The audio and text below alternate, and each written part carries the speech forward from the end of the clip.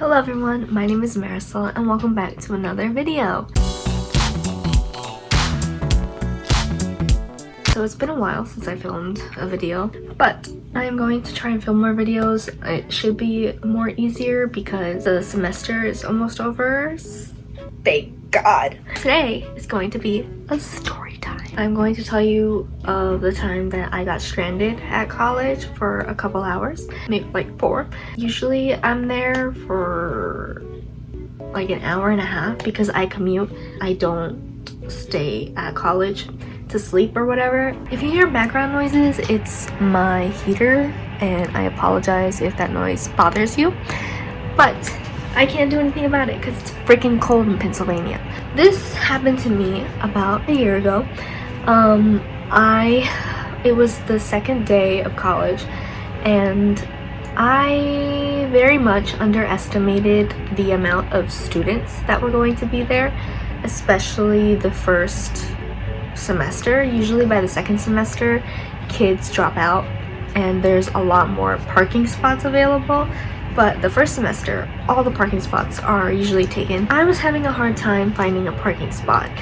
And I needed a handicap accessible parking spot so that my ramp could, so I could use my ramp to come down, So there wasn't any handicapped spots, but sometimes you can get away with finding a non-handicapped spot if it's on the edge of, the rows or whatever. So I was trying to find that, but I couldn't. And the college that I go to has like 2 areas where you can park at. And so I was in the first area. Let's just call it like that. The first area. And there was a security guard there, like helping people, like try to find a parking spot. But I was like, I can do it. I can find a parking spot all by myself. I went to the other parking area to see if I could find a parking spot there. And I couldn't. There's this like parking garage, but it's really, at the time, it was only opened to professors because you could get in, but to get out you needed a like parking pass or whatever, a parking pass, because there's like this thing, right? So when you put your parking pass in, it like opens. So I didn't have that, so I couldn't go in there. And so I'm just like, I'm gonna go back to the other parking area to ask the security guard if he could help me find a parking spot because apparently I couldn't do it by myself. I go to the exit to like go to the other area, but the exit was kind of small. I don't know, it's not small, I'm just making excuses to make myself feel better. It's an exit, but then it has like a divider in the middle. So I was going out, right? So I was going out and I don't think I made the turn well. Obviously, I did not make the turn wide enough because otherwise I wouldn't be telling the story. I didn't make the turn wide enough and I thought that I had just scraped my car because all you heard was shh. And I was like, holy crap. So I quickly back up and I felt the car kind of go down. So I was just like, okay, so I think I just went on the concrete, or I don't know what the heck just happened, but it sounded really bad. I was like in a panic and I was like, oh gosh, what the heck did I just do? So I get out of that parking area and I go to the other parking area, and with like my shaken voice, I asked the security guard if he could help me find a parking spot, and then he directed me towards the parking garage, but I was like, but I can't park there because I don't have a parking pass.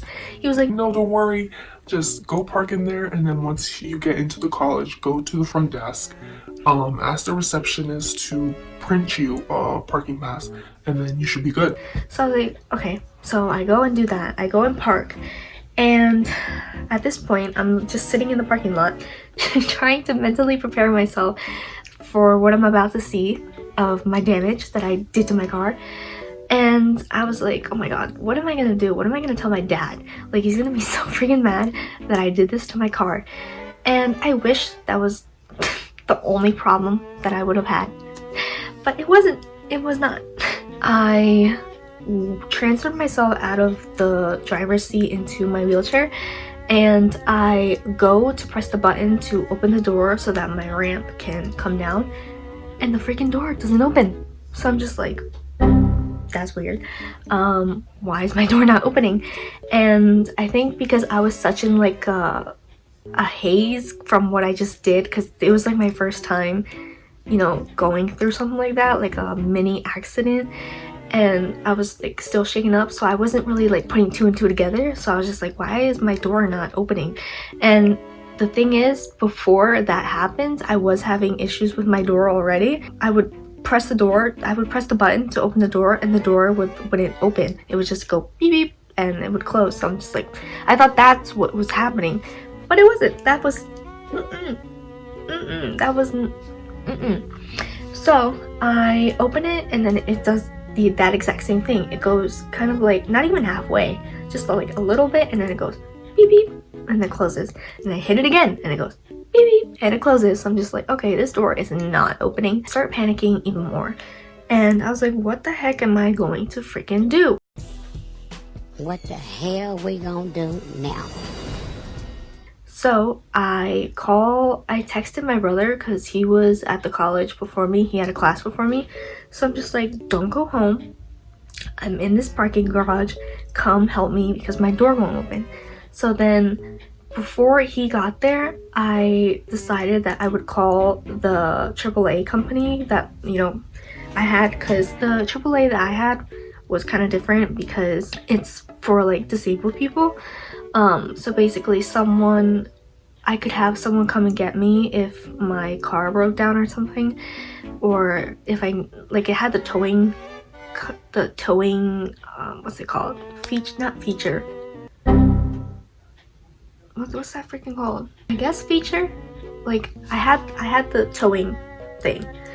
So someone could come and tow my car, but I also had that other option, I guess that was my word, to have someone come and get me.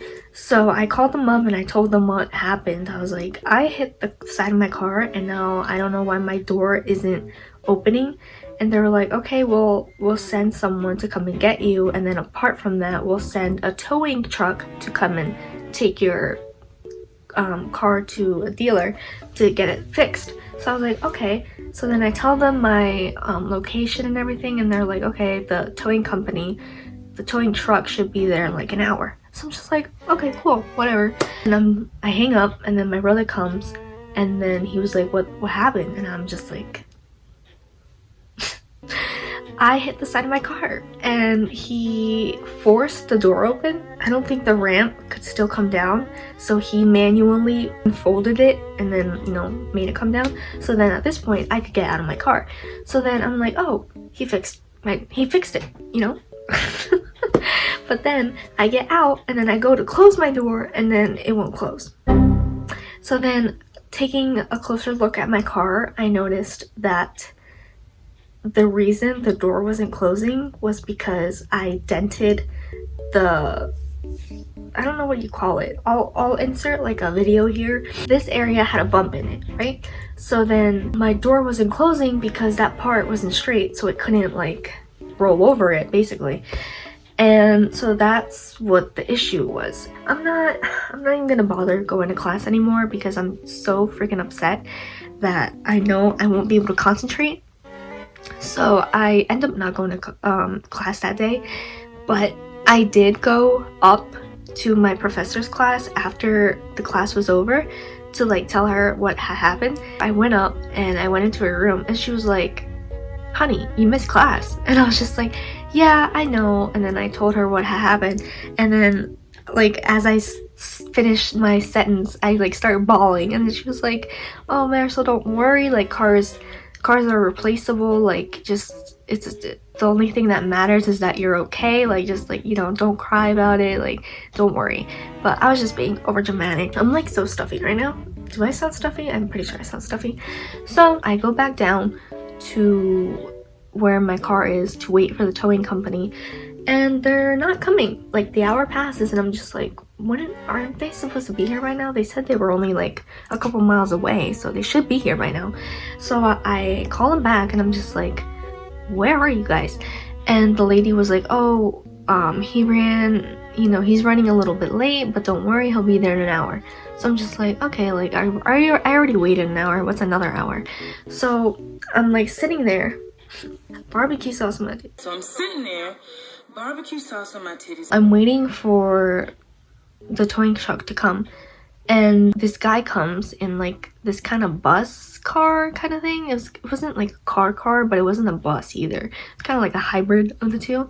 And then he was like, "Are you Marisol?" And I'm just like, "Yes, I am." The dumbass that crashed her car, that's me. He was like, "Oh, I'm here to like take you home." But I'm just like, I can't go home though because my van's here and I need to be here when the tow truck comes.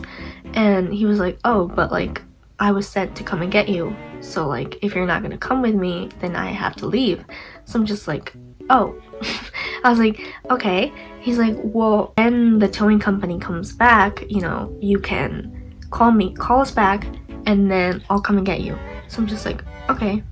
He's like, "I'll be in the area, so it shouldn't be a big deal." So I was like, "Okay." So then he leaves, and I'm still waiting for the towing truck to come. And so I'm waiting, and then I get a call from my dad. The first time I kind of just let it ring because I was not mentally prepared to hear my dad yell at me. Even though I deserved it, I just couldn't. I can't do it. I can't. You are stressing me to hell. I can't. I'm done. I just couldn't at that time. So I let it ring and I let it go to voicemail.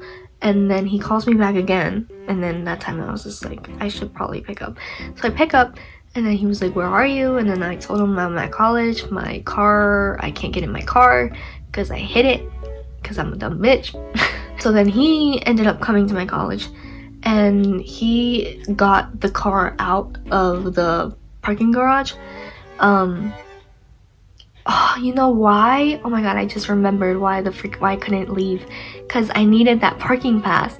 Okay, I needed that parking pass because otherwise I couldn't, like, I literally couldn't leave the freaking parking garage because I didn't have the pass to get the crane, not the crane, the thing to go up.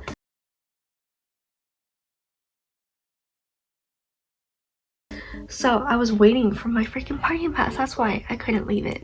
Oh my god, it all makes sense now. Eventually I did get the parking pass, and that's how my dad was able to get my car out of the parking garage.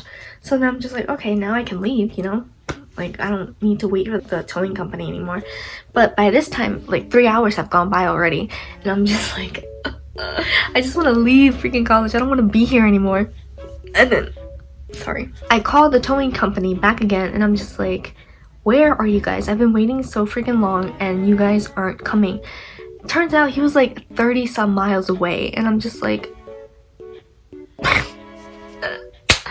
and he was still pretty far, and I'm just like, oh my god, I don't know, like I still didn't have another option. Like, I had to wait for them because my car wasn't fixed or anything. So I hang up once again, and they basically just told me that they were on their way and that, you know, I shouldn't worry or whatever. So now I'm outside of the college, and by this time kids were already leaving. Like, the parking lot was now empty. But and I was still there waiting for someone to come and rescue me.